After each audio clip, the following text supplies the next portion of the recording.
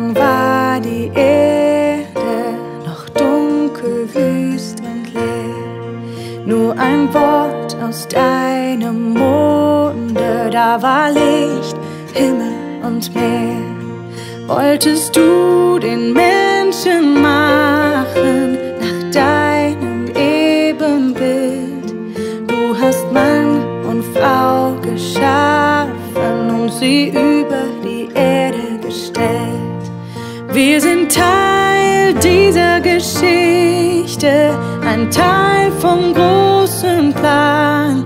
Wir sind Teil deiner Geschichte, die vor uns begann und nach uns weitergeht.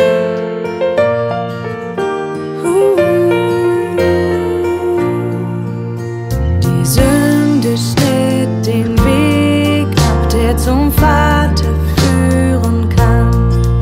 Hast bezahlt mit deinem Leben, starbst am Kreuz als Opferlamm. Doch der Tod ist überwunden, seit du auferstanden bist. Ist der Weg, die Wahrheit, das Leben, der stets wahr und ewig ist. Wir sind Teil dieser Geschichte, ein Teil vom großen Plan.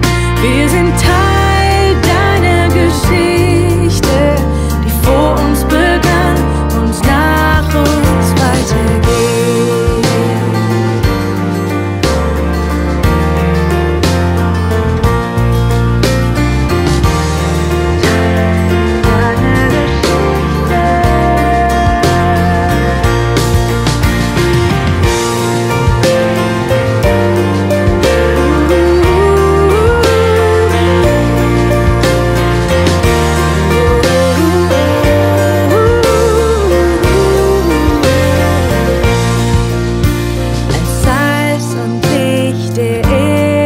Sendest du uns in die Welt, schenkst uns deine Kraft und Gaben, wie es deinem Geist gefällt. Dort im Hause deines Vaters hältst du Raum für uns bereit. Du bleibst bei uns alle Tage, bis wir sehen deine Herrlichkeit. Wir sind Teil dieser Geschichte, ein Teil vom großen Plan. Wir sind Teil